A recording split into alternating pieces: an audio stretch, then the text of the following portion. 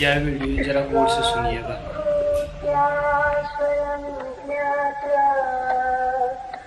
स्वमात्मानामखण्डितम् सचित्तेषु सुखं तिष्ठन्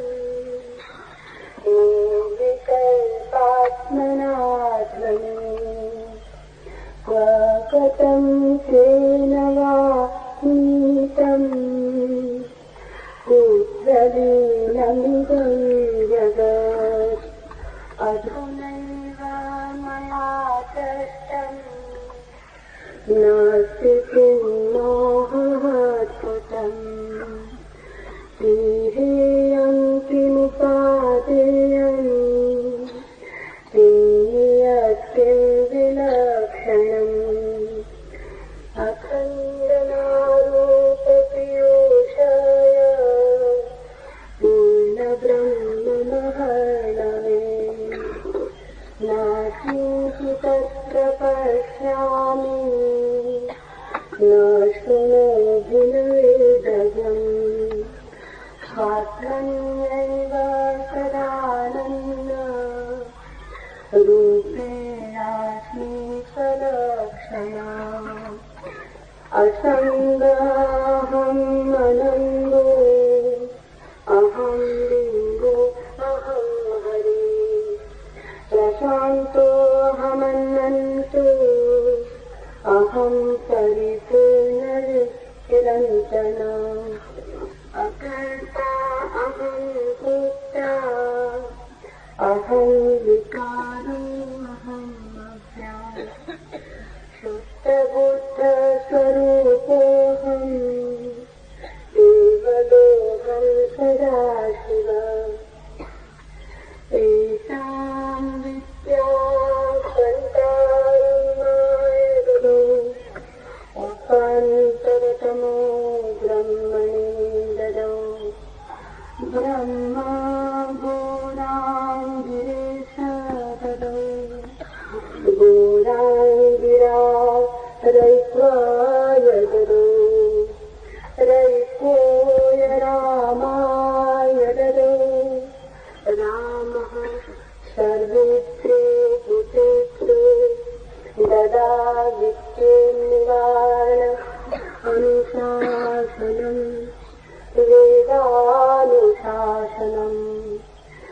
वेदानुशासनम्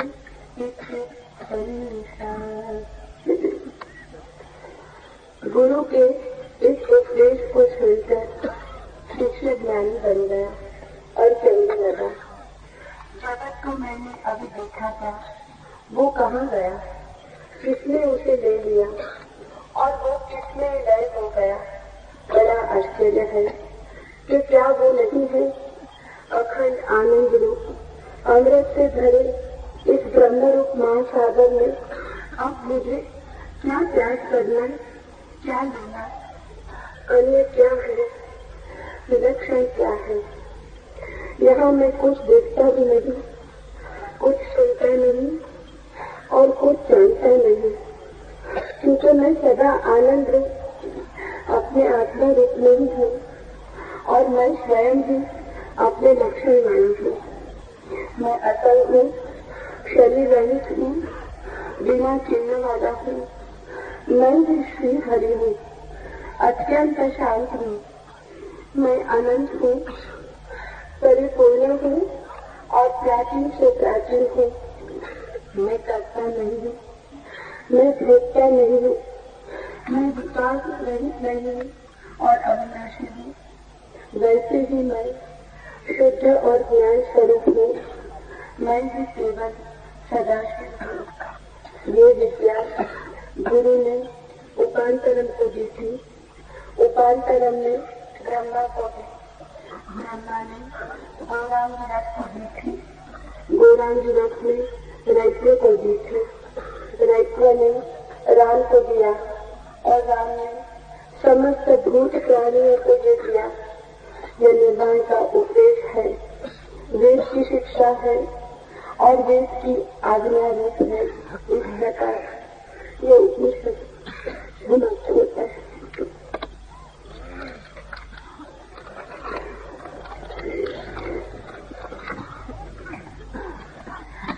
While listening to these above teachings, the disciple attained knowledge and he exclaimed, "Whither has that word I have just now gone? How did it take away? And in what way did it resolve?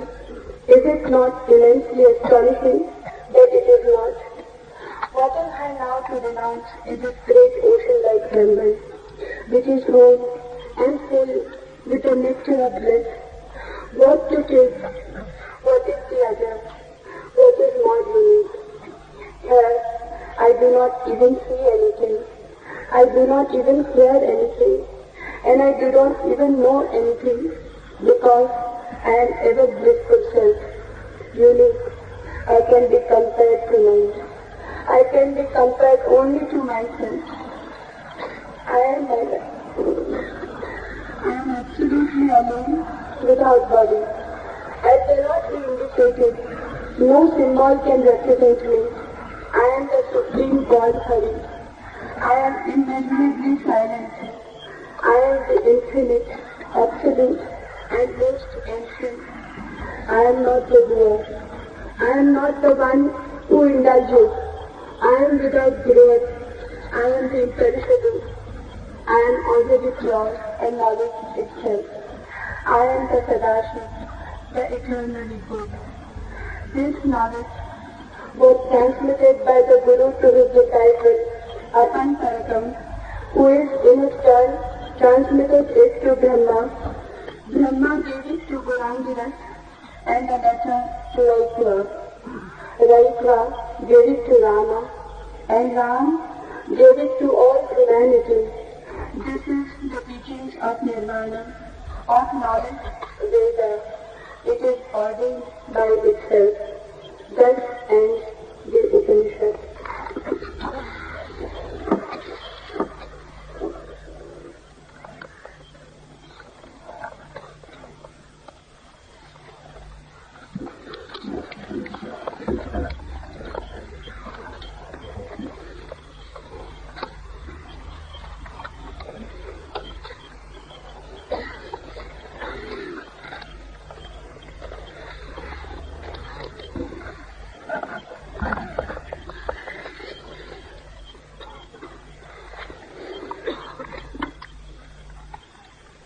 भरोसा न हो ऐसी कठिन है बात।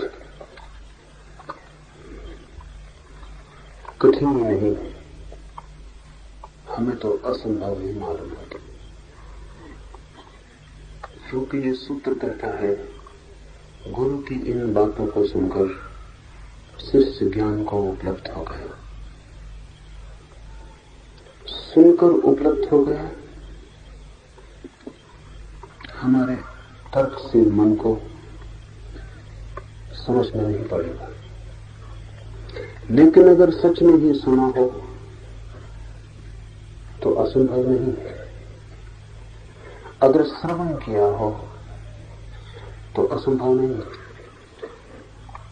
क्योंकि हमें श्रवण आता नहीं, इसलिए बात असंभव मालूम पड़ती। सुनकर शिष्य ज्ञान को उपलब्ध हो गया। इस बात को थोड़ा हम समझ लें, फिर सूत्र में प्रवेश करें।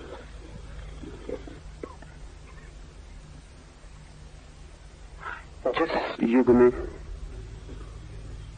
उपनिषद निर्मित हुए, उस युग में और आज के युग में एक बुनियादी फर्क, और इसलिए उपनिषद की घटना आज के लिए अघट मालूम होती है। जिन दिनों में उपनिषद जन्मे, निर्मित हुए, उन दिनों मन का आधार थी श्रद्धा। आज मन का आधार है संदेह। उन दिनों श्रद्धा ऐसे ही सहज थी जैसे आज संदेह सहज। मन में एक क्रांतिकारी अंतर हुआ है। विज्ञान के जन्म के साथ ही संदेह प्रतिष्ठित हुआ। क्यों? क्योंकि विज्ञान का जन्म संदेह से हुआ। विज्ञान करता है संदेह। सम्यक संदेह विज्ञान का सूत्र है, राइट डाउट, ठीक से संदेह करेंगे तो ही विज्ञान विकसित होता है। संदेह करते चले जाएंगे तो ही विज्ञान के तथ्य उपलब्ध होते हैं। संदेह विज्ञान के खोज की प्रक्रिया है। और जब विज्ञान प्रतिष्ठित होने लगा और जब विज्ञान की खोजें आदमी के उपयोग में आने लगी और जब छोटी सी सुई से लेकर एटम बॉम्ब तक विज्ञान का फैलाव हो गया और आदमी बिना विज्ञान के जीने में असमर्थ हो गया, और जब विज्ञान सब तरफ जीतने लगा, भौतिक जगत में सब तरफ उसकी पताका फहराने लगी, तो स्वभावतः संदेह प्रतिष्ठित हो गया। क्योंकि संदेह से ही जन्मा विज्ञान, और विज्ञान जीता भौतिक जगत में, संदेह प्रतिष्ठित हो गया। आज सारे जगत में जो भी शिक्षा हम देते हैं वो सभी शिक्षा संदेह की शिक्षा है। पहली कक्षा से लेकर और अंतिम विश्वविद्यालय की श्रेणियों तक हम संदेह सिखाते हैं, क्योंकि विचार संदेह के बिना होता ही नहीं। विचार करना हो तो संदेह करना ही चाहिए। विचार को जितना तीव्र करना हो उतनी तीव्र संदेह की धार आवश्यक है। तो आधुनिक जगत की सारी संरचना विज्ञान से हुई है। खाते हैं, पीते हैं, उठते हैं, बैठते हैं, चलते हैं, जीते हैं, इस सब में विज्ञान प्रविष्ट हो गया है। और विज्ञान खड़ा है संदेह के आधार पर। इसलिए आज के मन की जो आधारशिला है वो संदेह है। आज कोई चीज चुपचाप मान लेने की नहीं। श्रद्धा आज का शब्द नहीं है।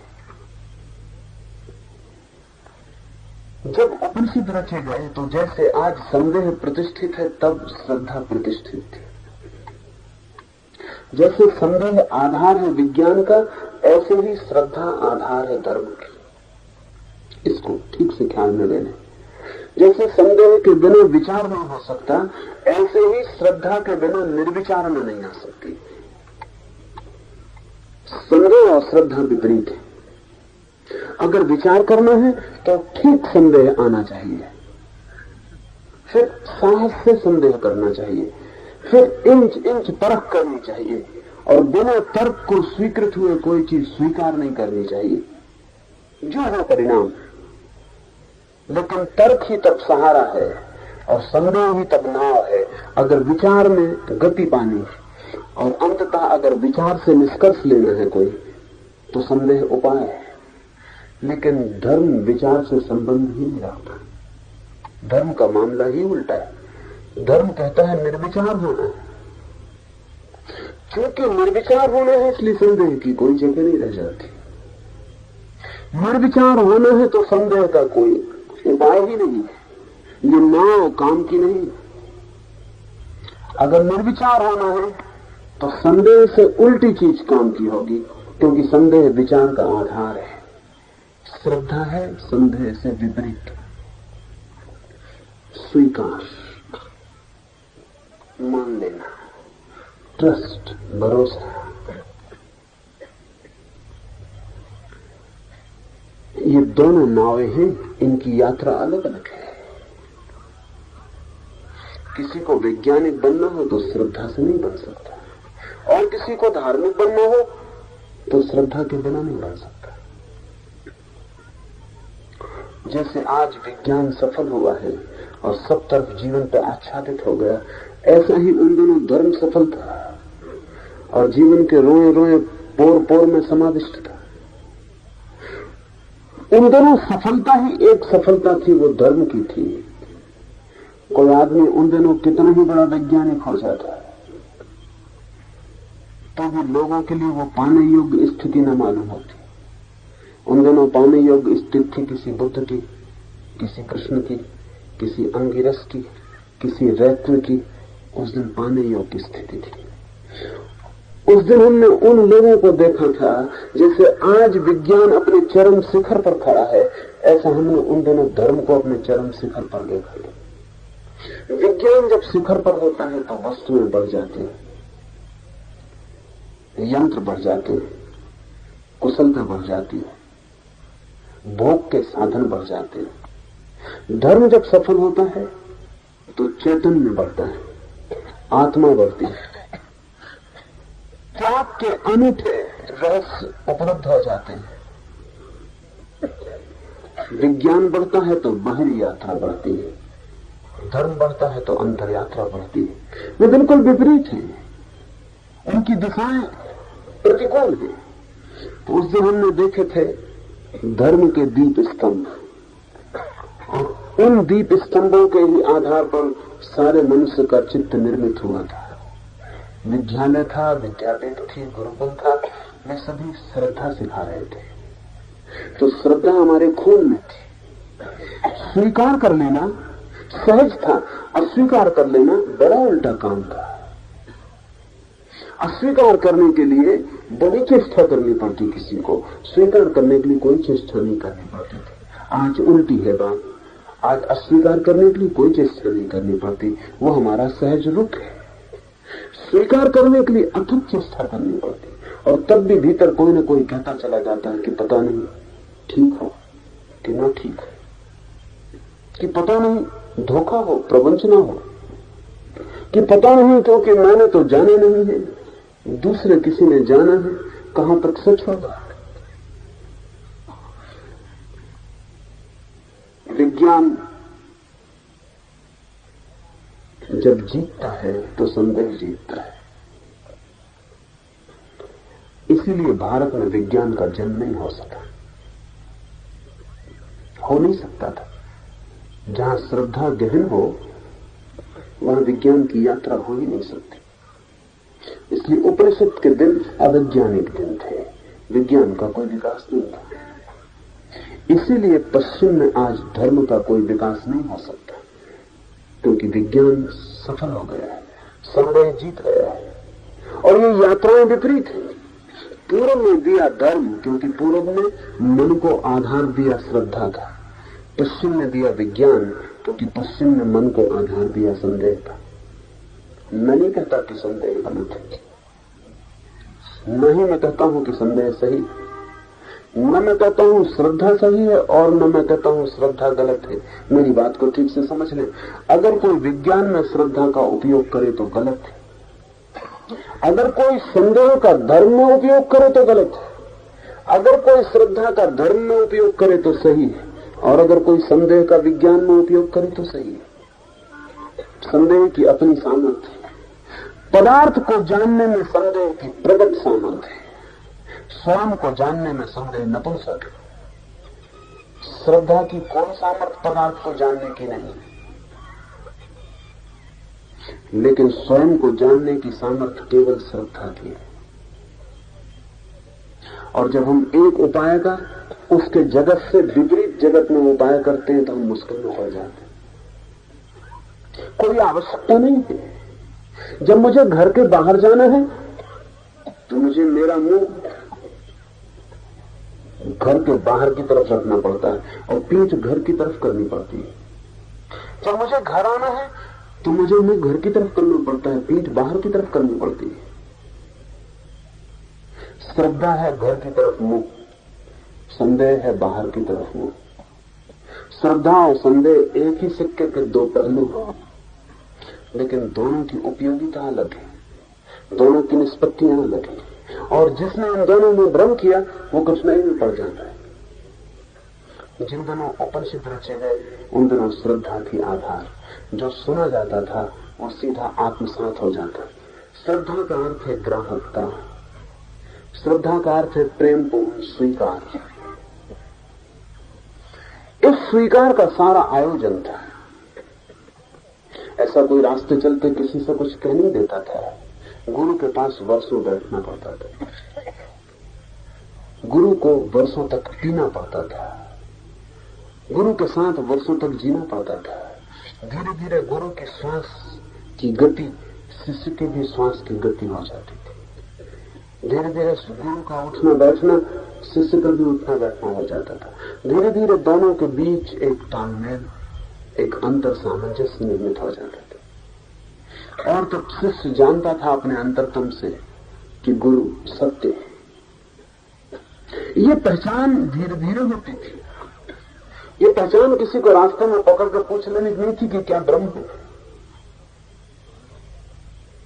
मुझे लोग मिल जाते, मैं स्टेशन पर अपनी गाड़ी पकड़ने जा रहा हूं, बीच में मुझे रोक लेते हैं प्लेटफॉर्म पर कि जरा एक मिनट, सच में ईश्वर है?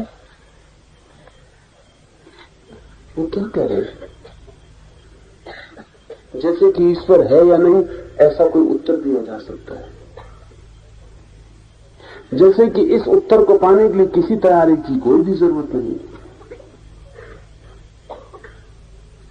जैसे ये उत्तर कोई रोजमर्रा दैनिक काम की चीज है कि किसी दुकानदार से पूछ रहे हैं कि सिगरेट का पैकेट है। ईश्वर है, इसे पूछने के लिए वर्षों प्रतीक्षा चाहिए, इसे पूछने की योग्यता चाहिए, इसे पूछने की पात्रता चाहिए, इसे पूछने के योग्य मन निर्मित होना चाहिए कि जब उत्तर मिले तो मैं उस उत्तर को सुन पाऊं, समझ पाऊं। ये उन दोनों की घटना है जब कोई साधक गुरु के पास वर्षों बैठता था, सिर्फ बैठता था, देखता था गुरु को। कुछ गुरु बोलता तो सुनता था, पूछता नहीं था। पूछता तो तभी था जब उसे लगता है कि अब गुरु से एक तालमेल बन गया, एक अंतर संबंध निर्मित हुआ, एक सेतु निर्मित हो गया, और अब गुरु जो भी कहेगा वो मेरे कान तक नहीं रुक जाएगा, मेरे हृदय तक उतर जाएगा। जब तक गुरु के हृदय से हृदय का जोड़ न बन जाए तब तक कोई बात कहने का अर्थ नहीं। ऐसे क्षण में कहा गया होगा ये उपनिषद। इसलिए सूत्र कहता है कि गुरु की इन बातों को सुनकर शिष्य ज्ञान को उपलब्ध हो गया। सुनकर साधा कुछ भी नहीं। यहां कहीं भी बात नहीं आई कि शिष्य ने साधा। सुनकर, सुनना भी साधना हो सकती है, साथ होना भी साधना हो सकती है, आंतरिकता साधना हो सकती है। लेकिन हम अपरिचित हैं आज इस बात से। आज तो जिनसे हमारा बहुत प्रेम है उनसे भी हमारी कोई आंतरिकता नहीं होती। जिन्हें हम अपने निकट पाते हैं उनसे भी दूरी मालूम पड़ती है, निकटता नहीं होती। आज प्रत्येक व्यक्ति अपने अपने में बंद हो गया है। हो जाने का कारण संदेह। जिसके प्रति संदेह हो उसके साथ आंतरिकता कैसे निर्मित होगी? जिसके साथ कोई संदेह ना हो उसी के साथ आंतरिकता निर्मित हो सकती है। संदेह तो द्वार बंद कर लेता है, ताले लगा लेता है, अपने भीतर सुरक्षा की जरूरत हो जाती है। श्रद्धा असुरक्षित है। श्रद्धा कोई सुरक्षा नहीं करती। श्रद्धा का मतलब ही यह है कि गड्ढे में गिरा दोगे तो गिर जाएंगे। तुम गड्ढे में गिरा रहे हो तो गड्ढे में गिरने में जरूर कोई राज होगा। कौन गिरा रहा है ये सवाल है, गड्ढा सवाल नहीं है। अगर गुरु गड्ढे में धक्का दे रहा है तो उपनिषद दिन का शिष्य चरण छू के गड्ढे में गिर जाता। ये सवाल नहीं कि गड्ढा है, ये सवाल है कि कौन गिरा रहा है। जिसे इतना चाहा, जिसकी इतनी आंतरिकता जिससे बनी, वो अगर गड्ढे में गिरा रहा है तो गड्ढे में कोई हित होगा, कोई कल्याण होगा। ये भाव है श्रद्धा। इस भाव से जब कोई चीज सुनी जाती है तो अंतरतम तक उतर जाती है और फिर साधना की कोई जरूरत नहीं रह जाती। साधना वस्तुतः श्रद्धा की कमी को पूरा करने का उपाय है। वो जो श्रद्धा नहीं है उसकी जो जगह खाली है उसे साधना से पूरा करना पड़ता है। वो सब्स्टिट्यूट है, नहीं तो कोई जरूरत नहीं। क्योंकि उपनिषद की दृष्टि ही यही है कि जिसे पाना है वो तो भीतर मौजूद है। साधना का कोई सवाल नहीं है, कोई प्रयत्न आवश्यक नहीं, कोई प्रयास की जरूरत नहीं, क्योंकि जिसे पाना है वो है ही मौजूद। सिर्फ उसकी तरफ आंख उठानी। अगर श्रद्धा हो प्रगाढ़ और तैयारी हो उस अज्ञात में आंख उठाने की गुरु के इशारे पर, तो बात पूरी हो जाएगी। मारपा ने कहा है, तिब्बत के एक अद्भुत फकीर ने, कि मैंने कभी कुछ साधा नहीं, मैंने कभी कोई प्रयास नहीं किया, मैंने तो बस एक ही काम किया, गुरु की श्रद्धा की।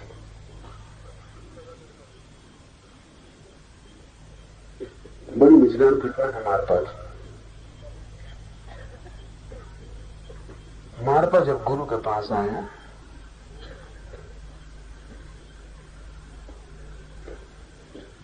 तो मारपा ने कहा कि मैं तो तैयार होकर आया हूं श्रद्धा के लिए। तो उसके गुरु ने कहा श्रद्धा पूरी है? तो मारपा ने कहा श्रद्धा अधूरी होती है। ऐसा मैंने सुना नहीं, श्रद्धा अधूरी हो कैसे सकती है? श्रद्धा होगी तो पूरी होगी, नहीं तो नहीं होगी। इसे थोड़ा समझ लें। कुछ लोग कहते हैं थोड़ी थोड़ी श्रद्धा है, थोड़ी थोड़ी नहीं। उन्हें पता नहीं वो क्या कह रहे हैं। श्रद्धा विभाजित नहीं होती। किसी से कहो कि थोड़ा थोड़ा प्रेम है, थोड़ा थोड़ा नहीं, क्या मतलब होता? किसी से कहो कि थोड़ा थोड़ा सच बोलते हैं, थोड़ा थोड़ा सच, अविभाज्य है ये बातें, इनको कोई बांट नहीं सकता। या श्रद्धा होती है या नहीं होती। थोड़े थोड़े का मतलब ये होता है कि नहीं है, लेकिन आप इतने ईमानदार भी नहीं है कि स्वीकार करने की श्रद्धा नहीं है, तो कहते हैं थोड़ी थोड़ी। मारपाने का श्रद्धा पूरी होती है, अधूरी मैंने सुनी नहीं, मुझे श्रद्धा है। तो उसके गुरु ने कहा कि सामने जो गड्ढा है इसमें कूद जा। मारपा तत्काल कूद गया। गुरु घबराया कि मुफ्त जान गई। ऐसा ना सोचा था कि ये कूद ही जाएगा। भागा गुरु, शिष्य भागे। नीचे जाकर देखा मारपा ध्यान लगाए गड्ढे में बैठा है। गड्ढ भयंकर था, हजारों फीट गहरा था। कोई उपाय बचने का न था, लेकिन उसे खरोंच भी न लगी थी। गुरु ने समझा संयोग है, फिर और परीक्षा करनी पड़ेगी। घर में आग लगी थी, गांव भर गांव घर की तरफ दौड़ रहा था। मारपा को लेकर गुरु भी गया और उसने कहा कि इस आग में प्रवेश कर जा। मारपा आग में प्रवेश कर गया, अंदर चला गया, ध्यान लगा के भीतर बैठ गया। सारा घर जलकर राख हो गया। गुरु और उनके सारे शिष्यों ने समझा कि मर गया बेचारा, अब कोई उपाय नहीं। जब राख हो गया तब लोग अंदर घुसे और आग के बीच में बैठा। उसे जरा सी भी खरोंच, आग की जरा सी भी खरोंच नहीं पहुंची थी। तो गुरु ने कहा कि तेरे पास क्या तरकीब है, कौन सा तेरे पास शक्ति है जो तू ये काम कर रहा है? उसने कहा शक्ति सिर्फ आफ्टर श्रद्धा।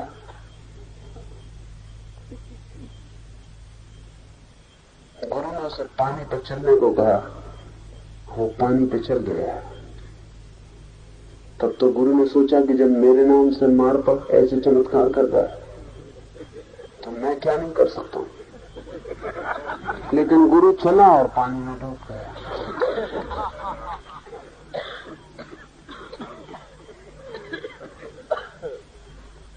गुरु का सवाल नहीं,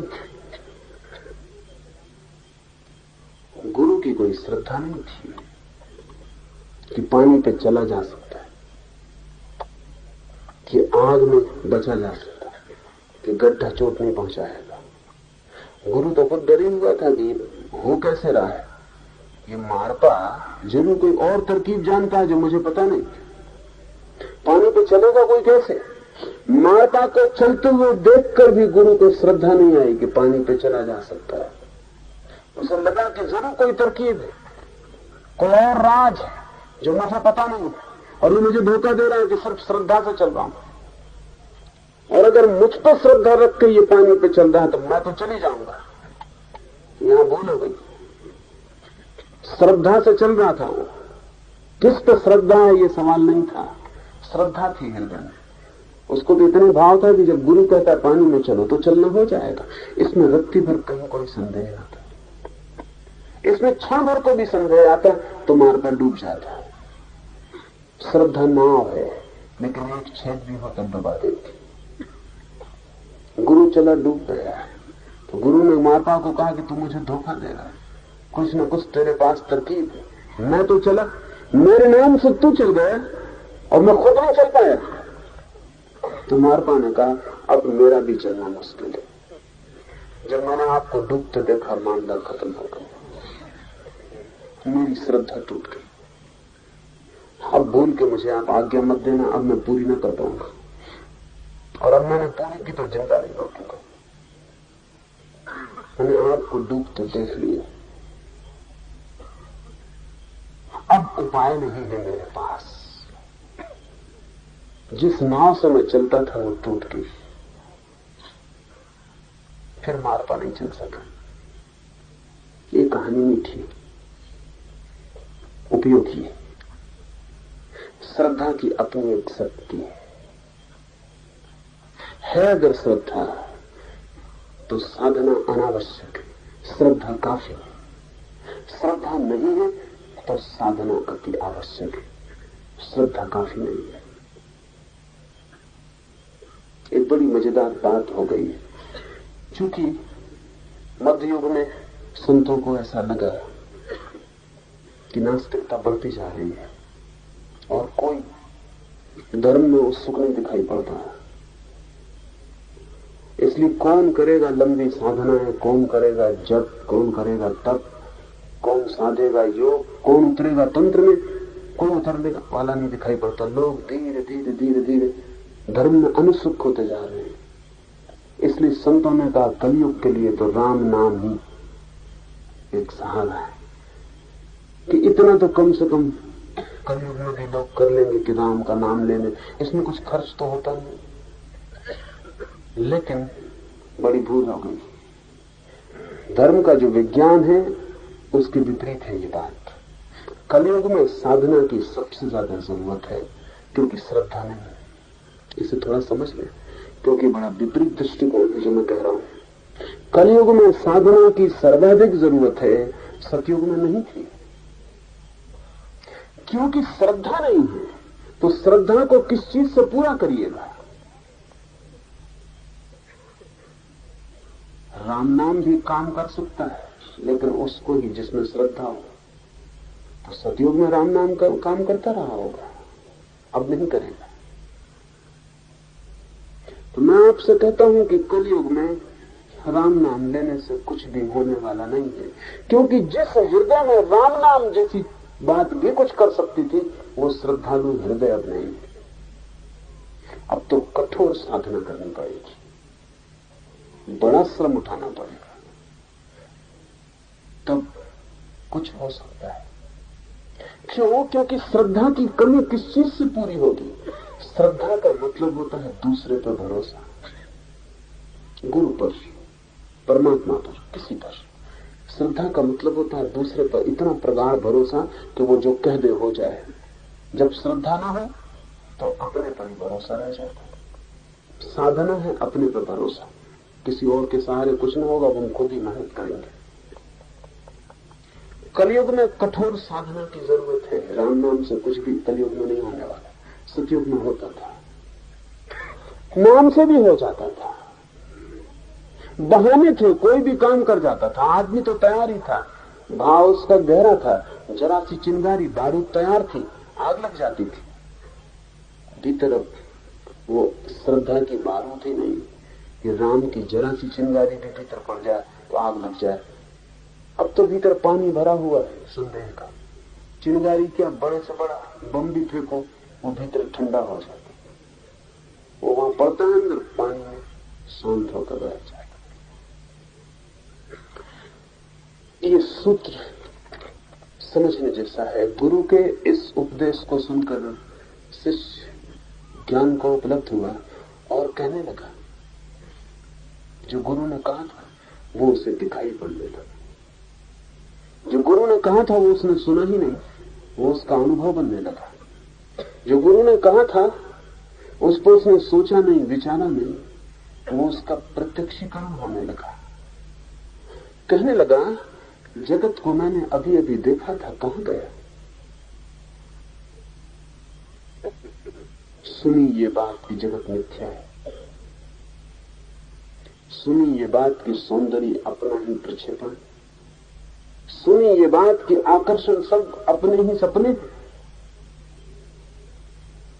सच में सुना तो तत्काल लगेगा कि वो जो सपने में देख रहा था अब तक वो कहां गए, वो टूट जाएंगे। सपना तो जानते ही टूट जाता है, जैसे जाना कि सपना है कि टूटा। जैसे कोई कह दे कि ये सपना है तो टूट जाएगा। गुरु ने कहा कि सपना है सारा जगत। आपने भी सुना सपना है सारा जगत, आपने कहा होगा, हो सकता है, कौन जाने। और कैसे माने कि जगत सपना है? जगत इतना साफ स्पष्ट चारों तरफ मौजूद है। ये बात कोई जचती नहीं कि जगत सपना है। जचती भी हो तो हम इसे अपने मन को जचाना नहीं चाहते, क्योंकि सपनों में हमारा बड़ा इन्वेस्टमेंट, सपनों में बड़ी संपदा लगा बैठे, सपनों में ही सारा सुख है हमारा। अगर सपना है सारा जगत तो हमारे सारे सुखों का क्या होगा? और हमने जो जो पूंजी लगा रखी है जीवन भर उनमें कि कभी पूरे होंगे, उनमें वो जो पूंजी का क्या होगा? वो सब व्यर्थ चली जाएगी। जगत में हमारा बड़ा इन्वेस्टमेंट है, हमने बहुत कुछ न्यस्त किया है जगत में। तो एकदम से कोई कह दे सपना, ऐसा समझे कि सपने में आप सम्राट हो गए और बड़ा मजा ले रहे हैं, स्वर्ण के सिंहासन पर बैठे, हीरे मोतों की वर्षा हो रही, और तभी आपकी पत्नी हिलाने लगे और कहेंगे क्या सपना देख रहे, तो आप कहेंगे चुप भी रहे, शांत रहे, सब गड़बड़ किए दे रही।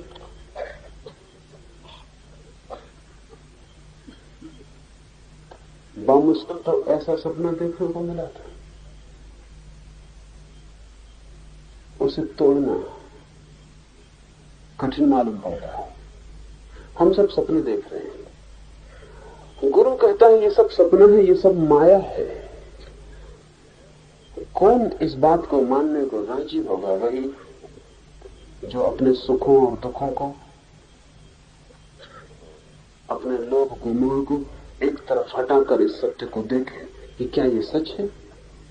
क्या सचमुच ही ये जगत इंद्रधनुष जैसा है कि पास जाओ तो खो जाता है, सिर्फ दूर से दिखाई पड़ता है, बहुत रंगीन, जैसे तितलियों के सब रंग चुरा लिए, तो जैसे सब फूल उड़कर इंद्रधनुष बन गए, और पास जाओ तो कुछ भी नहीं, अगर मुट्ठी में बांधो तो कुछ पानी की बूंदें भर हाथ लगती, जिनमें न कोई रंग होता है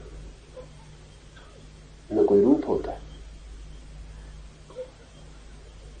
शिष्य ने ये सुना और कहने लगा जगत को मैंने अभी अभी देखा था, सुनने के पहले देखा था,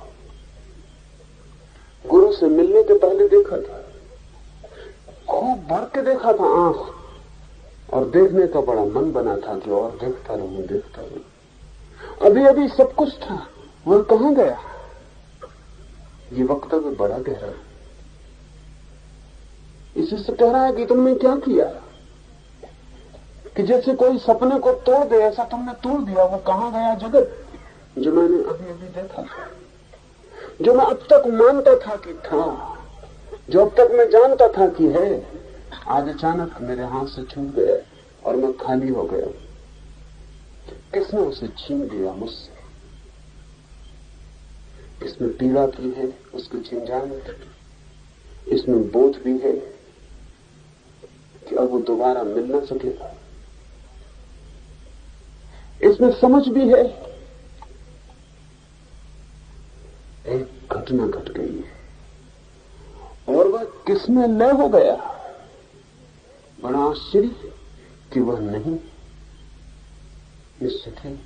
इससे बड़ा आश्चर्य और क्या होगा कि जिसे हमने जाना था कि है, जिसे हम जी रहे थे, जिसमें हम संलग्न थे और जिसमें हमने सारे के सारे सुख संजोए थे, स्वर्ग बसाए थे, सब अचानक तिरोहित हो गया।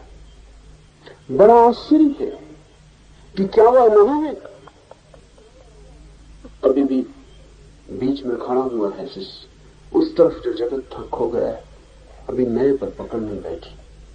जैसे अचानक अंधेरे से प्रकाश हो जाए तो अंधेरा तो खो जाता है, लेकिन प्रकाश पर आंख नहीं बैठती, आंख झपकती। जिस जगत को जन्मों जन्मों तक जाना हो, अगर वो एक झलक में विलीन हो जाए तो जगत तो खो जाता है, ब्रह्म का दर्शन नहीं होता। थोड़ा वक्त लगेगा, थोड़ा आंखों को राजी होना पड़ेगा। अंधेरे की देखने की आदत प्रकाश को देखने में थोड़ी सी बाधा लाएगी, आंखें चौंधिया जाएंगी।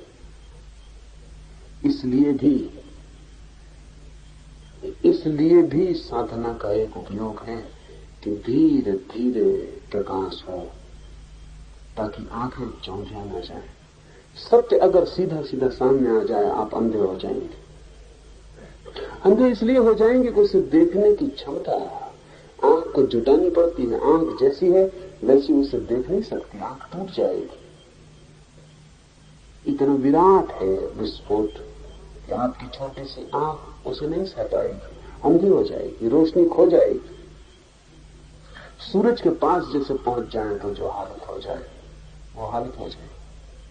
तो शिष्य को दिखाई तो पड़ रहा है कि जो मैं मानता था कि है वो खो गया,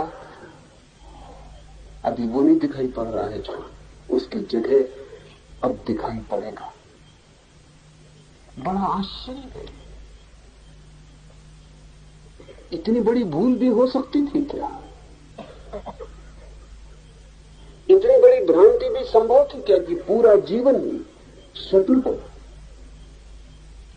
हमें भी लगेगा कि अगर किसी दिन ऐसा हो जाए तो इससे बड़ा आश्चर्य और कुछ भी नहीं हो सकता। ये होता है, ये होता है, बहुत बार हुआ है, बहुत लोगों को हुआ है। इस युग में ये घटनाएं कम होती चली गई हैं। कई कारण, एक कारण आश्चर्य की कमी भी है। आश्चर्यचकित होने की क्षमता भी हमारी कम हो गई। उसका भी कारण विज्ञान ने बहुत से रहस्य हमें दे दिए, और जब कोई रहस्य जान लिया जाता है तो रहस्य ही कम नहीं होता, हमारी आश्चर्य की क्षमता भी कम हो जाती है। बच्चे आश्चर्य से भरे होते हैं, हर चीज में उन्हें चमत्कार मालूम पड़ता है, और हम उन्हें डांट डपट के बिठा देते हैं, शांत भी रहो, कोई इसमें बड़ा आश्चर्य नहीं है, हम उन्हें समझा देते हैं। लेकिन आपको पता है कि आप बच्चे से उसका एक जगत छीन रहे हैं, आश्चर्य का जगत, जहां हर छोटी मोटी घटना, एक छोटी सी उड़ती तितली इतना सुख दे जाती थी कि जितना फिर सारा जगत भी आपके विज्ञान का नहीं दे पाएगा। कि एक छोटा सा खिलता फूल की आकाश से टूटा हुआ एक छोटा सा उल्का, एक छोटा सा उल्का पात कि गिरता हुआ तारा, एक बच्चे को इतने पुलक से भर जाता था कि फिर सारे जगत की संपदा उसे दे दी जाए और सारे तारों का उसे मालिक बना दिया जाए तो भी वो पुलक फिर वापस नहीं आएगी। बच्चा आश्चर्य से देख रहा है हर चीजों को। क्यों? क्योंकि उसे कुछ भी पता नहीं, वो अज्ञानी, उसे कुछ भी पता नहीं। क्योंकि पता नहीं है कुछ भी, इसलिए हर चीज आश्चर्य से भरती है। विज्ञान ने आज बहुत सी बातें पता कर दी, आपको लगता है ये भी मालूम है, ये भी मालूम, ये भी मालूम, आश्चर्य क्षमता कम हो गई। जरूरी नहीं है, लेकिन आपको फिर अगर आश्चर्य को बनाए रखना है तो आपको विज्ञान का फिर बहुत गहन अध्ययन चाहिए, तो आश्चर्य जग सकता, नहीं तो नहीं जग सकता। आइंस्टीन ने मरने के पहले कहा है कि मैं एक रहस्यवादी की तरह मर रहा हूं, लाइक ए मिस्टिक। मैंने सोचा था कि जगत के सारे रहस्यों को खोल लूंगा, लेकिन रहस्य खोले जरूर, पर हर रहस्य के खुलने के बाद और बड़े रहस्य खड़े हो गए। जैसे जादूगर एक डब्बे से दूसरा डब्बा निकालता है, फिर तीसरा डब्बा निकालता और निकालता चला जाता है, ऐसे ही रहस्य के भीतर रहस्य। लेकिन उन रहस्यों को जानने के लिए अब बहुत डब्बों के पार जाना पड़ेगा। आइंस्टीन जैसी कोई प्रतिभा सब डब्बों के पार होकर जब देखती तो पाती रहस्य कम नहीं हुए। लेकिन हम जो छोटा मोटा ज्ञान इकट्ठा कर लेते हैं, हमारा रहस्य भाव मर जाता है, हमारा आश्चर्य मर जाता है। हमारी चीज को कहने लगते हैं, उत्तर हमारे पास हो जाता है, इसका ये अर्थ, इसका ये अर्थ, ये इसलिए है, ये इसलिए है। सब चीजों का अर्थ और व्याख्या हो गई हो तो आश्चर्य का भाव कम हो जाता है, और जब आश्चर्य का भाव कम हो जाए तो धर्म की संभावना टूट जाती है। धर्म है एक रहस्य, परम रहस्य, धर्म है परम आश्चर्य। इस जगत में जो बड़े से बड़ा चमत्कार घट सकता है वो है धार्मिक हो जाना। क्यों? क्योंकि धार्मिक होते ही ये जो शिष्य कह रहा है बड़ा आश्चर्य है, क्या वो जगत नहीं है जो अभी अभी था, जिसे मैंने अभी अभी देखा, अभी अभी जाना, वो कहाँ खो गया, वो किसमें लीन हो गया?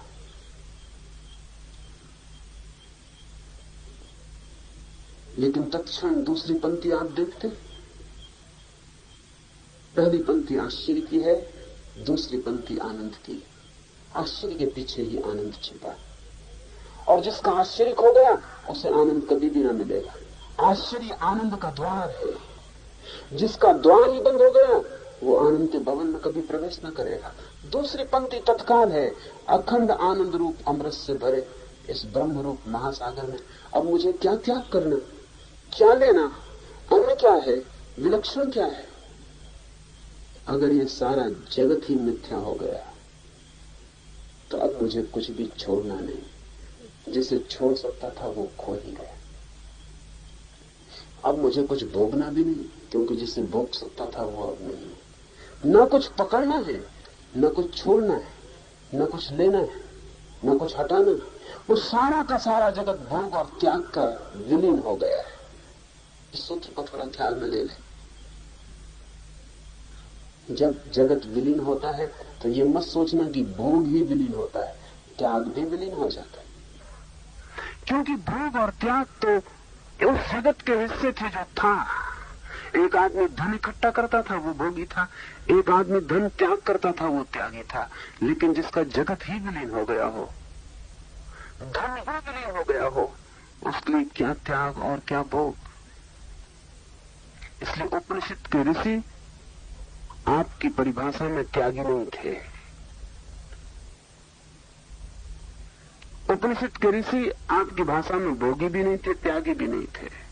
उपनिषद के ऋषि बहुत अलग तरह के, तीसरे तरह के लोग थे। जो आज हमारे मन में ख्याल है त्यागी का, वो भोगी के विपरीत है। ये जो उपनिषद के ऋषियों ने ये बातें कही हैं, वो कोई नग्न खड़े हुए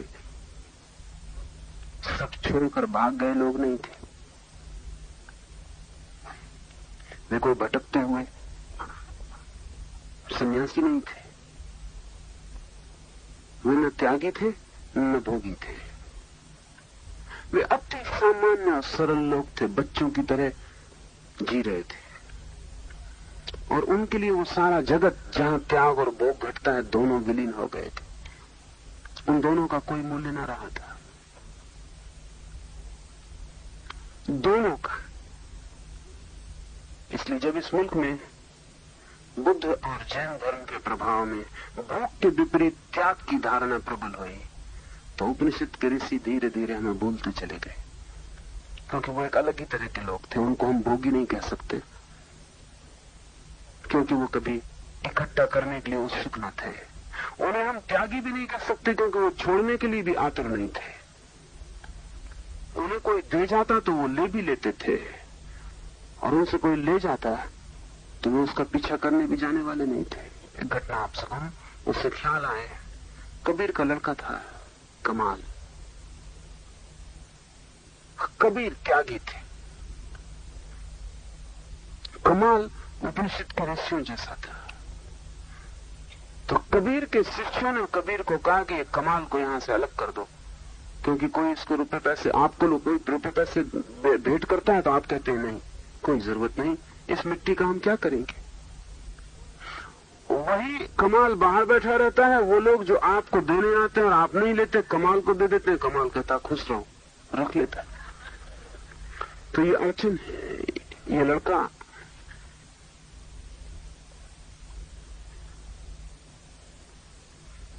पता नहीं कबीर ने ये वचन रचा कि मैं मानता हूं कबीर ने नहीं रचा होगा, उनके किसी मानने वालों ने जो कमाल से परिचित रहे होंगे रचा होगा। रचा है वचन, उपजा वंश कबीर का, उपजा बूढ़ा वंश कबीर का, उपजा पूत कमाल।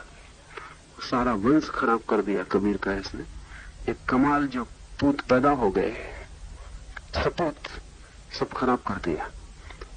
तो कबीर ने कमाल को कहा कि ये लोग ऐसा सोचते हैं, तेरा क्या ख्याल?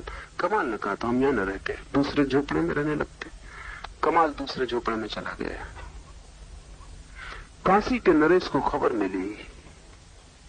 काशी के नरेश को ऐसा नहीं लगता था कि कमाल भोगी है, त्यागी नहीं है, ये तो जाहिर था।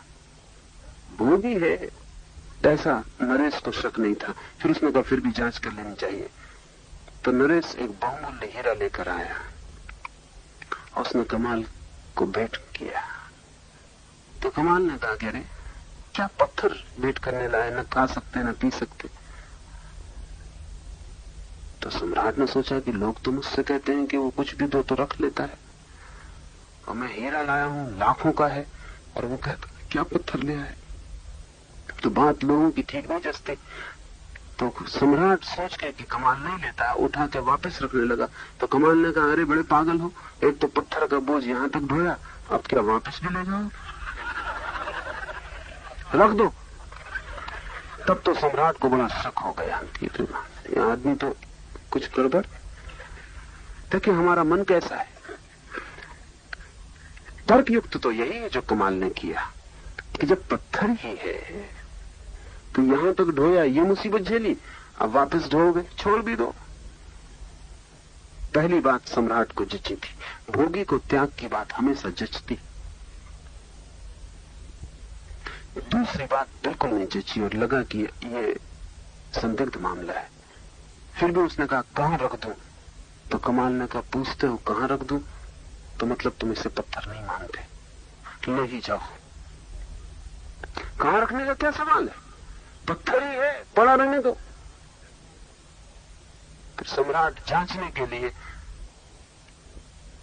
कहा कि अच्छा, झोपड़ा था सनोलियों का, उसमें खोज दिया हीरे को, कहा यहां रखे जाता हूं। कमाल ने कहा तुम्हारी मर्जी, बाकी पत्थर का इतना क्यों हिसाब रखते हो?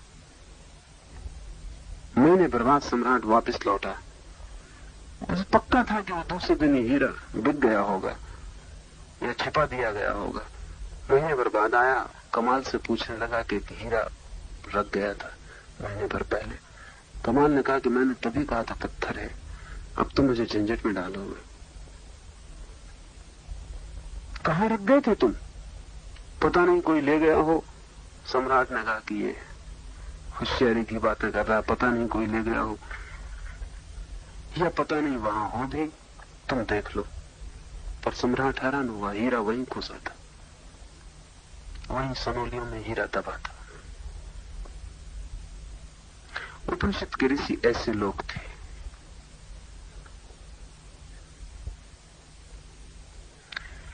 न भोग में कोई अर्थ था, न त्याग में कोई अर्थ था। त्याग में सब अर्थ भोग के कारण ही है, इसलिए भोगी को त्यागी खूब जचता है।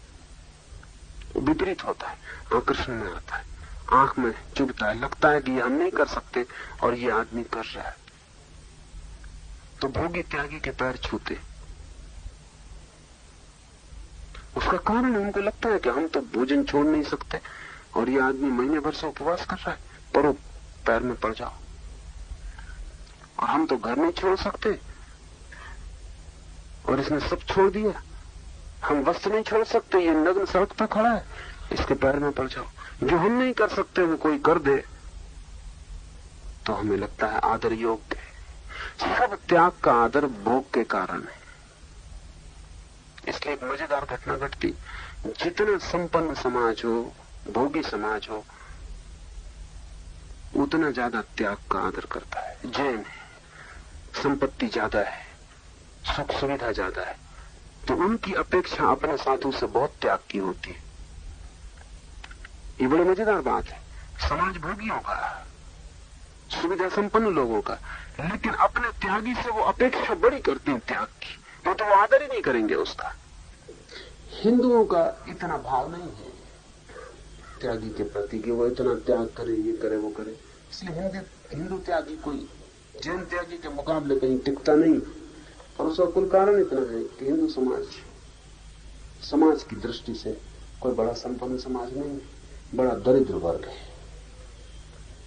बहुत दरिद्र वर्ग बहुत आशा नहीं बांधता त्याग की अपने सन्यासी से। तो जितना संपन्न समाज होगा उतना ज्यादा त्याग का मापदंड बड़ा होगा उसके पास। तभी वो मानेगा कि हां अब कुछ किया, कुछ छोड़ा। हम अपने मन से तौलते हैं। उपनिषद कहते हैं जब तक त्याग का मूल्य है तब तक समझना भोग का भी मूल्य है। जब तक त्याग के प्रति मन में आदर है तब तक समझना भोग के प्रति लगाव है। उसी लगाव का प्रतिफलन है आदर। उपनिषद के ऋषि कहते हैं ये पूरा जगत त्याग और भोग दोनों ही खो जाते हैं। जागे हुए पुरुष के, होश में आ गई चेतना के, दोनों ही बातें खो जाती हैं।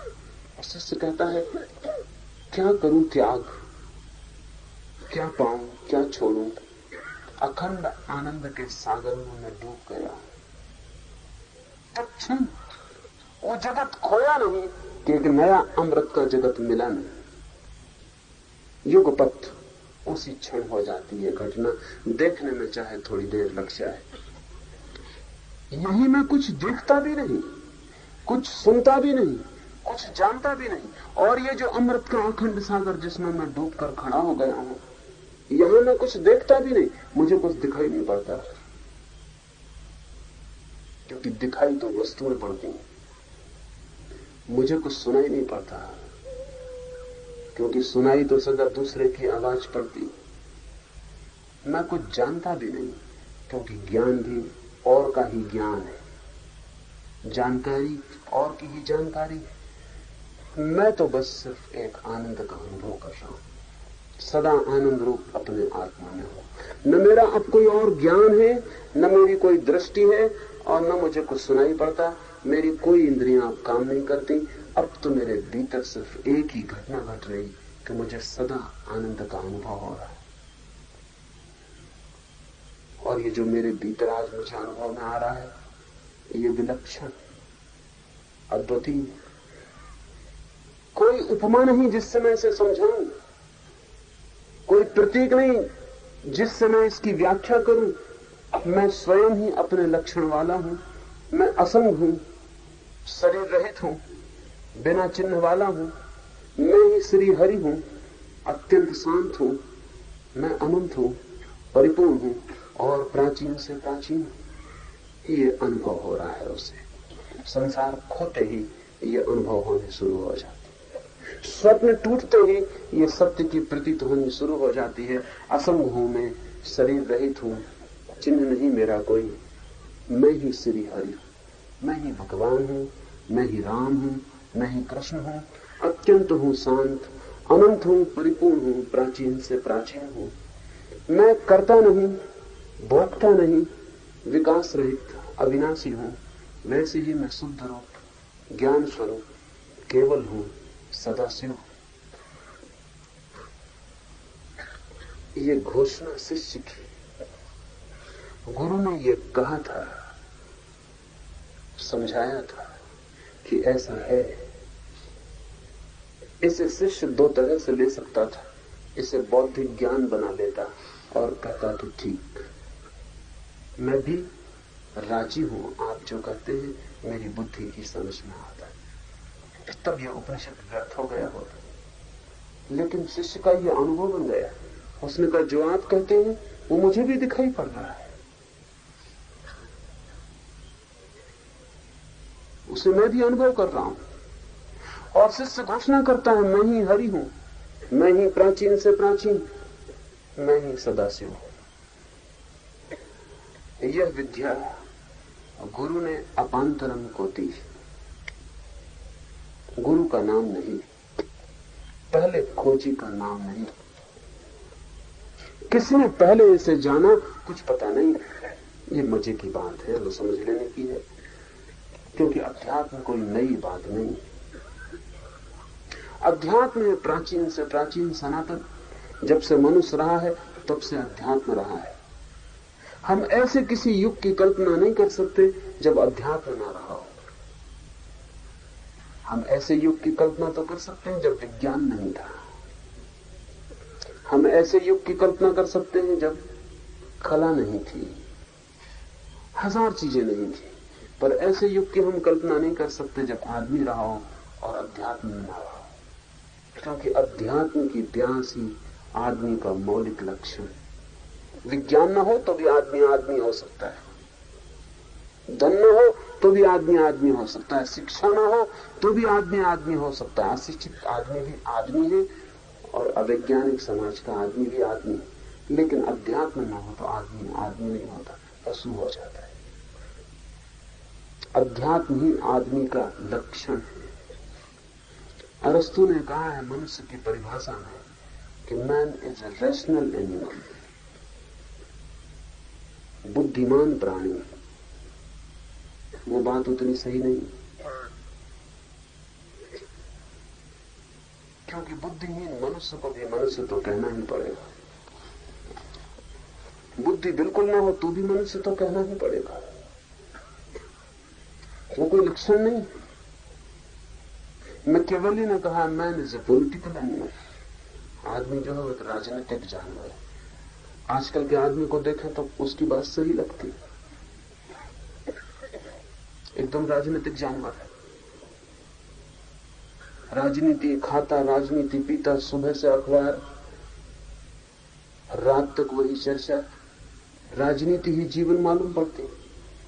लेकिन वो भी आदमी का लक्षण नहीं है, क्योंकि अभी खोजे हुई हैं और पता चला कि बंदरों में भी काफी राजनीति चलती है,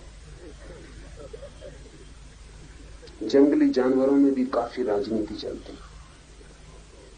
और जैसे देशों में राष्ट्रपति होते, प्रधानमंत्री होते, फिर उनके कैबिनेट होता, ऐसे बंदरों के ग्रोह में भी प्रधान होता, प्रधानमंत्री होते, उनका कैबिनेट होता। राजनीति में और बंदरों में बहुत अंतर नहीं है। आदमियों में भी जिनके मन में बहुत ज्यादा बंदरपन है वही राजनीति में उत्सुक होते।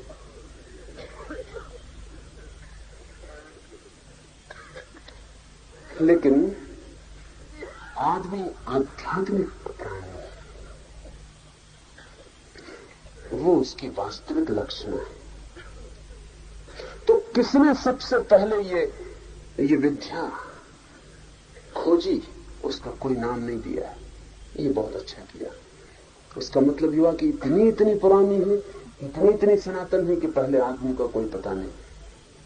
तो पहले आदमी के लिए तो सिर्फ कहा गुरु ने अपांतरम को दी।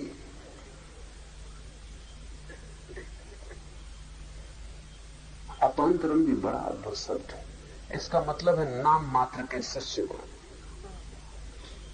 गुरु ने नाम मात्र के शिष्य को दी, पहले शिष्य का भी नाम पता नहीं, इसलिए अपांतरम कहा है। नाम मात्र के, नाम रख लिया, काम चलाओ। पहले गुरु का भी कोई पता नहीं, किसने इसको जाना, और पहले किसने इसे सुना, उसका भी कोई पता नहीं। और चूंकि पहला गुरु रहा होगा तो पहले शिष्य को भी पता नहीं होगा कि मैं शिष्य हूं, कौन गुरु है, क्योंकि गुरु और शिष्य होना तो बाद की व्यवस्था होगी। पहले गुरु ने जब जाना होगा तो उसके पास जो आ गया होगा वो नाम मात्र का शिष्य, हम कहते हैं कि शिष्य था, उसको तो पता भी नहीं रहा होगा, खींचा चलाया होगा चुंबक के पास, जान लिया हो। इसलिए सूत्र कहता है ये विद्या गुरु ने अपांतरम को दी, अपांतरम ने ब्रह्मा को दी। ब्रह्मा हमारा सृष्टि का निर्माता है। ये बड़े मजे की बात है कि जिसने सृष्टि बनाई वो भी अज्ञानी, उसको भी विद्या लेनी पड़ी। यहां हिंदू विचार की गहराइयों का अंदाज लगाना मुश्किल हो जाता है। हम ब्रह्मा को मानते हैं सृष्टा, बनाने वाला, लेकिन उसको भी हम ज्ञान नहीं मानते हैं, क्योंकि अगर ज्ञानी होता तो स्वप्न के संसार को बनाता नहीं, निर्मित नहीं करता। अगर संसार स्वप्न है तो उसका सृष्टा ज्ञानी नहीं हो सकता। स्वप्न को फैलाना यही तो काम है ब्रह्मा का, स्वप्न को फैलाना। इसलिए हमने ब्रह्मा के बहुत मंदिर नहीं बनाए, एक ही मंदिर है भारत में। बनाना सबसे ज्यादा चाहिए, क्योंकि जिसने संसार बनाया उसके सबसे ज्यादा मंदिर होना चाहिए। बनाने वाले भी उसके मंदिर नहीं, उसका एक ही मंदिर है। नाम मात्र वही कहना चाहिए उसका मंदिर है। क्यों? क्योंकि संसार को हमने समझा कि वो सपना है, और जिसने बनाया उसके क्या मंदिर बनाने हैं। मंदिर हमने शिव के सबसे ज्यादा बनाए, क्योंकि वो संसार को मिटाने वाला है। गांव गांव वृक्ष वृक्ष के नीचे शिवलिंग रख दिए, सारी जमीन हमने शिव से भर दी। उसका कारण ब्रह्मा की क्या याद करें, उपद्रव में अटका दिया हमें उसी में। शिव का हमने स्मरण किया है बहुत जानकर, क्योंकि वो संहार है, वो विनाश करेगा, स्वप्न को मिटा देगा। अपांतरम ने ब्रह्मा को दी, ब्रह्मा ने घोर अंगिरस को दी, घोर अंगिरस ने रैको को दी, रैको ने राम को दी।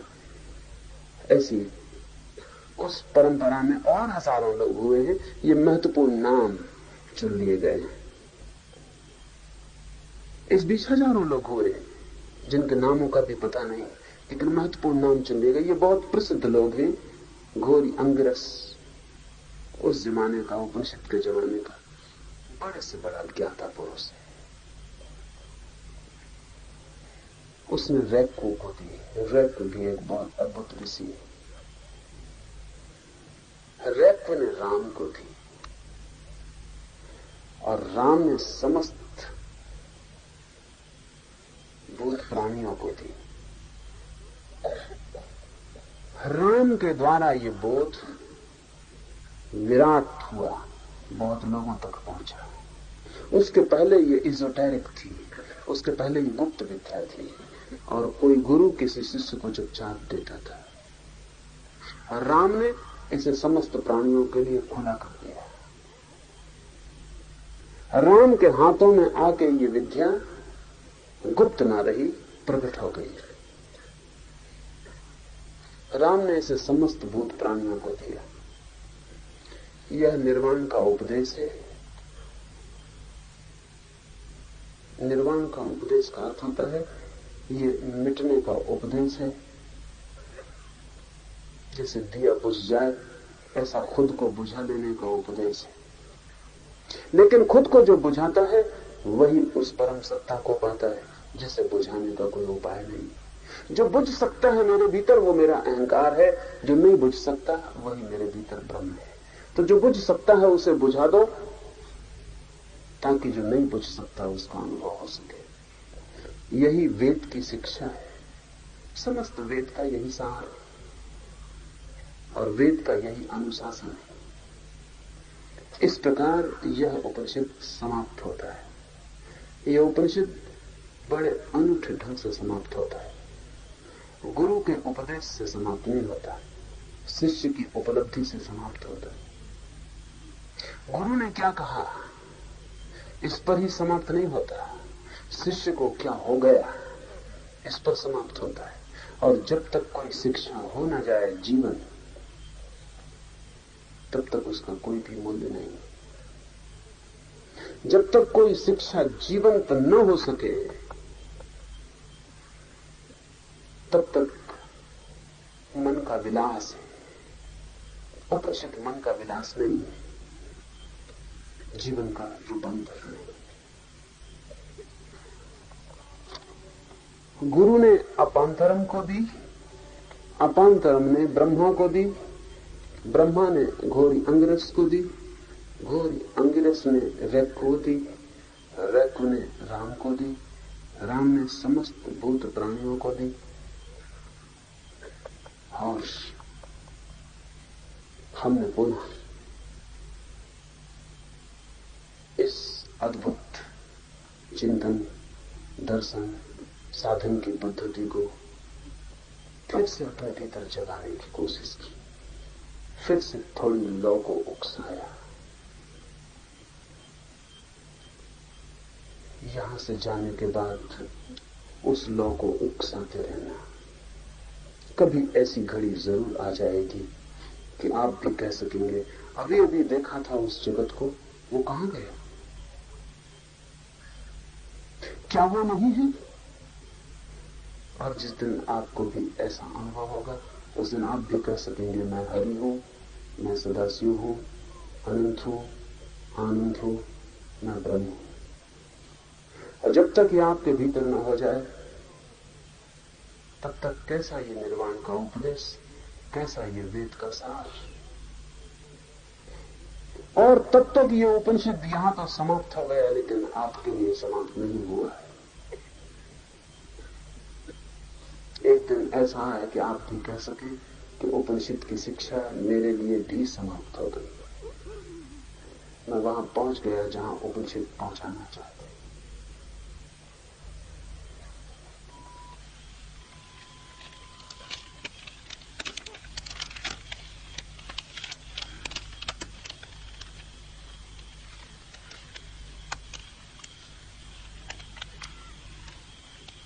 By listening to these above teachings, the disciple attained knowledge. And he exclaimed, "Whither has that world gone? Whither has gone that world I have just seen? Who did it take away? And in what way did it design? Is it not immensely astonishing that it is not?"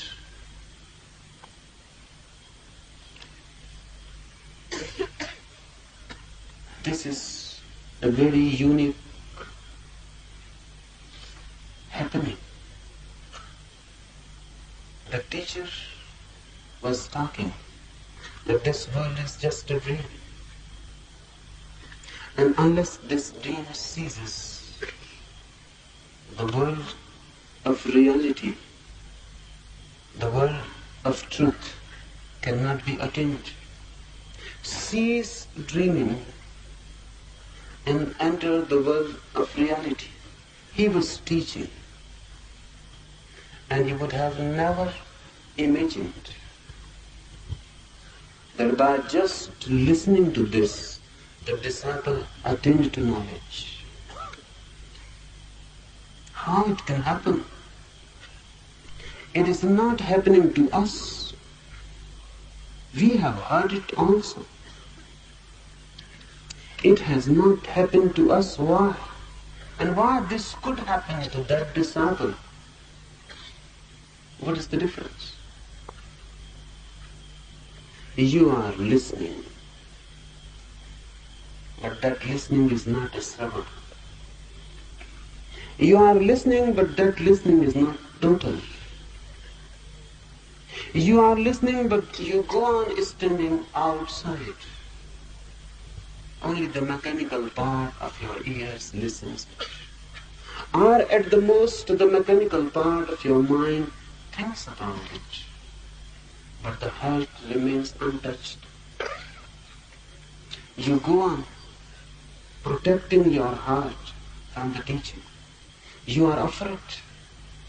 If this teaching goes deep in your heart, you will not be the same again. And then you will be thrown into insecurity. And then you will be thrown into the unknown. And everyone is afraid of the unknown. That fear becomes a barrier. Unless you are ready to go into the unknown, to move into the uncharted, to move in the world you do not know anything, insecurity will be there. You will be vulnerable. Danger will be there. Even death. Unless you are ready to take a jump into the unknown, this teaching cannot become a deep happening for you. But to this disciple it happened. He heard it. He must have heard it through his heart. He must have heard it through his total being. He must have become one while the teaching was being delivered. The teacher and the taught must have felt a deep communion. The teacher must have gone deep into the disciple's heart through his teaching. The disciple was ready and receptive. He never doubts. He simply believes. There is no question. The whole Upanishad is without a question. There is no question. No questioning at all. The disciple remains completely silent in the whole discourse. Only in the end, suddenly we become aware that there was a disciple present. The teacher was talking. The teacher was giving his message. But we were never aware that a disciple is there. Suddenly we become aware in this last part of the Upanishad, when the disciple says, "Whither has gone that world I had just seen? Where is that world? When I came to you, there was a world around me. Now I look, and there is no world to be found. Where it has gone? It is immensely astonishing. You were teaching to me that the world is not, and now I see that it is not." What has happened to the disciple? Now he is looking from a new standpoint. Now he is looking from a deeper center. Now he is looking really from his being. When you look from your being, the world of beginning disappears like a dream. That's how I started this commentary on the Upanishad. We live on the circumference, then the world is real. When we move towards the center, the world becomes more and more unreal. When you stand on your center, when you are centered in yourself, the world completely disappears. What have I now to renounce in this great ocean like Brahma, which is whole and full with the nectar of bliss? What to take? What is the other? What is more unique? The disciple is just shocked. What has happened to the world? When for the first time one explodes into that realm of divine, the first thing is a shock. The world disappears. And when the world disappears, suddenly you cannot face, you cannot see the other world that arises. The curtain falls, the barriers fall, but your mind has been always attuned to this world of ignorance, of dream. When this dissolves, suddenly you cannot become aware of the other world that is now before you. Your eyes will need a new attunement. Your consciousness will need a new way of looking. You will need now a new dimension, a new opening in you. Only then you will feel that the world has disappeared, but a new existence has come and has appeared. Here I do not even see anything. I do not even hear anything, and I do not even know anything. All old knowledge has become futile. All old ways of seeing have become futile. All the senses have become futile because they were meaningful only when the world was there. But the world of senses has disappeared. Senses have become useless. I cannot see. I cannot hear. I do not know, because all the knowledge was concerned with the world. Whatsoever you know is concerned with the world. If the world disappears, what will be the difference between a learned man and one who is ignorant? What will be the difference? No difference. If the world disappears, then the learned will be just like any ignorant man. Because your all learning is concerned with the world. So the disciple says, I do not even know anything. Only this much I know, I am ever the blissful self, unique. I can be compared to none. I can be compared only to myself. I am like myself. Only this much I know. The knowledge of a Mahavir, the knowledge of a Buddha or a Jesus or a Krishna is not the knowledge of a learned man. They do not know anything about the world. They know only about their own self. Mahavir has said that if you can know your own self, you have known all. And if you know everything except yourself, you know nothing. They know about their own central force, energy, life. They know about their own inner being, and they do not know anything about the world, because the whole world has disappeared. I know only one thing, that I am the ever blissful self. When you know about the world, you know many, many anxieties. You know anguish. You know cancers. You know misery. When you know many things about the world, the misery goes on growing with your knowledge. The more you know, the more miserable. We can observe all over the world. Now, for the first time, we have gathered great knowledge. Not only we have gathered, we have dissipated it to everyone through universal teaching, education. And now, every man is miserable. And the misery grows on.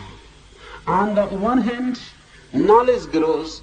On another hand, misery grows. What is happening? This seems quite inconceivable. Because if with knowledge misery grows, then for what this knowledge is? Knowledge of without goes deep and deep, but the misery also goes deep and deep. There is another knowledge also. This Upanishad is talking about the knowledge of the inner self. With the knowledge of the inner self, blissfulness grows. So this is just an indication. If you are becoming more and more blissful, know that you are growing into inner knowledge. If you are becoming more and more miserable, know that you are growing in outer knowledge. The biblical story is beautiful. Adam was expelled from Eden because he disobeyed God. And what was the disobedience? The disobedience was this: God has forbidden Adam and Eve. He has said to them that they are not to eat the fruit of the tree of knowledge. In the Garden of Eden, in heaven, there was a tree, the tree of knowledge. And God has forbidden Adam and Eve never to touch that tree, never to eat the fruit of that tree. But because of this, Adam and Eve must have become attracted to the tree. The garden was big, and there was only one tree of knowledge. But because of this ardor, they rebelled. And when they ate the fruit of the tree of knowledge, they were expelled from heaven. This story is beautiful. They were expelled because of knowledge. And man is going continuously being expelled from heaven because of knowledge. The more you know, the more heaven becomes just impossible and hell the only possibility. But there is another tree also in the Garden of Eden. It is not mentioned in the Bible, but I will tell you about it. That tree is the tree of inner knowledge. And unless you eat the fruit of that tree, you can never enter again in that heaven. There are two types of knowledges: knowledge of things and knowledge of self. Devil tempted Adam and Eve to eat the fruit of the forbidden tree of knowledge, and Upanishads tempt you to eat the fruit of the other tree of knowledge. Unless you enter in yourself and eat the fruit of inner knowledge, you cannot be redeemed. You cannot be liberated. You cannot become free. And you can never be blissful. I am absolutely alone, without body. I cannot be indicated. No symbol can represent me. I am the Supreme God, Hari. I am immeasurably silent. I am the infinite, absolute, and the most ancient. I am not the doer. I am not the one who indulges. I am without growth. I am imperishable. I am already pure in knowledge itself. I am the Sadasiva, the eternally good. The disciple says to his teacher his own experience now. The teacher was telling to the disciple his own experience.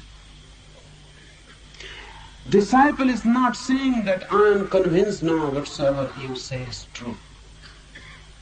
Or I am convinced a little bit and I will think later on more about it. Nor that whatsoever you say must be true because you are a reliable man. No, he simply says his own experience. He has not even mentioned it that whatsoever you have taught me is true. No reference is made about the teaching at all. No reference. He simply says, no, this is my experience. I am the divine. I am Hari. I am Sadasiva. I am absolute infinite. He has attained to experience. This is not a conversion intellectual. It is a transformation. This knowledge was transmitted by the Guru to his disciple, Apantara, who in his turn transmitted it to Brahma. Brahma gave it to Ghor Angiras, and the latter to Rakva. Rakva gave it to Ram, and Rama gave it to all humanity. This is the teaching of Nirvana, of knowledge, of Veda. It is ordained by Veda itself. Thus ends this Upanishad. This last para, last sutra, has to be understood. Knowledge of the Absolute is eternal. It is never new, never old. It is not a growing body of knowledge. Science grows. Religion is eternal. Science goes on growing, increasing. No scientific truth is absolute, it is relative. And no scientific truth can be called really a truth, because it is always more or less approximate. Time will change it. Time always changes it. Whatsoever Newton said is no more true. Even what Einstein said is now doubtful. Time changes science, but time never changes religion. Why? Because the religious experience is attained only when you enter a timeless moment.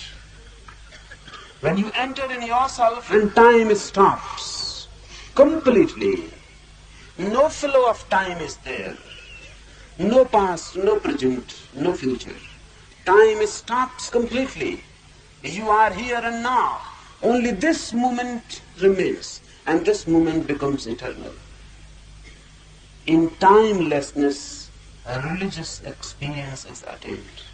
That's why time never alters it.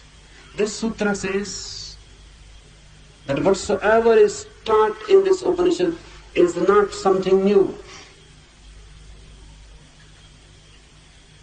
It is not original. Our modern world is too much obsessed with originality. They go on saying and trying and proving that whatsoever is said is original. Particularly in the West, every thinker tries to prove that he is original. Whatsoever he is saying, no one has ever said. Unless a theory can be proved original, it is never appreciated in the West. If someone else has already said it, then what is the use? And what are you doing? Wasting your time. So everyone tries to be original. But originality is impossible. As far as religion is concerned, as far as science is concerned, originality is possible. In science there are old truths dying, new truths being born. Science is relative, growing. But in religion there can be nothing original. In religion everything is eternal. Whatsoever a Buddha says will be said always by anyone who becomes enlightened, who becomes a Buddha. Language may differ, terminology may be different, but the experience can never be different. So in old India, in the East, it was a tradition always. Whenever someone will say something, he will say, I am not the originator of it. I have also attained to it. But before me, it was given by A to B, by B to C, by C to D. It is an eternal message. When one thinks and says that I am original, this is an egoistic standpoint. Ego always tries to be original. Only then it feels strengthened. But these teachings are not ego teachings, ego-oriented. They are egoless teachings. Those who had attained to egolessness, they have said them. That's why this sutra, this knowledge was transmitted by the Guru to his disciple Atantara, who in his turn transmitted it to Brahma to Ghor Angiras, Ghori Angiras to Rakva, Rakva to Ram, and Rama gave it to all humanity. Here ends this Upanishad. The scripture ends here, but not the journey. For you, really, now begins the journey. Upanishad ends, your journey begins. अगर यह video आपको अच्छी लग रही हो तो video को like और चैनल को सब्सक्राइब करें।